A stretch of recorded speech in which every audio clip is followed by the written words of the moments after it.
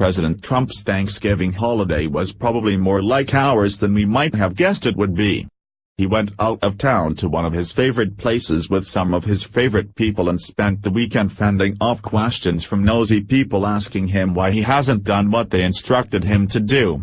Given, his favorite place was a gorgeous resort in Florida, and the people giving him a hard time are liberals in the media and not his least favorite hat, but the similarities still exist. The first family hosted a beautiful Thanksgiving weekend at their Mar-a-Lago resort and they invited a few guests. The problems arose when some of those in the media found out that they didn't get invited to the party, and at least one journalist did. Even though the president has waged a war on fake news, contrary to what the media would have you believe, he's not against news in general. There's a world of difference between the fake news media and those who actually try to bring an accurate portrayal of what is happening in current events. In a time when lies are believed much quicker than the truth, those who are dedicated to accurate reporting should be treated well, and that's just what the president did. According to BizPac Review, one of the president's guests for Thanksgiving weekend at Mar-a-Lago was Fox News host Bret Baier. The internet immediately erupted with accusations of collusion and media bias or the idea that some evil plan was afoot. The world of journalism was horrified to learn that one of their own was actually rubbing shoulders with the guy who was calling out the news media. It's as if Baier_doesn't_T_ consider the president to be his mortal enemy, or that the president hasn't called Baier's industry out numerous times for their faulty reporting. If those were the assumptions, they would be true. Journalists such as Baier don't have anything to fear from the president because he knows that President Trump doesn't have any problem with reporting, he only has a problem with misreporting. The president isn't trying to do away with the free press, he's trying to do away with the press using the First Amendment to lie to and manipulate the American people. However, none of that stemmed the hatred for Baier and his choice of who to spend a holiday with. When Baier and Trump ran into each other, they took a moment to pose for a picture that went on to draw the ire of liberals. The photo was first reported by John Levine of The Wrap.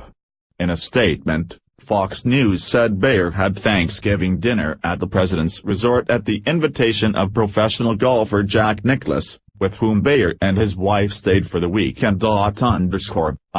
Trump golfed with Nicklaus on Saturday at Trump International Golf Club in West Palm Beach, AP News reported. The day before, the president hit a few rounds with golfers Tiger Woods, Dustin Johnson, and Brad Farron.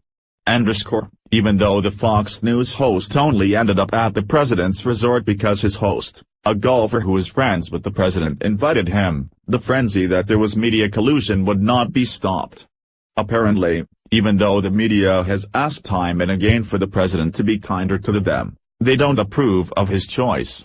These people seem to think that a dinner equals undying loyalty.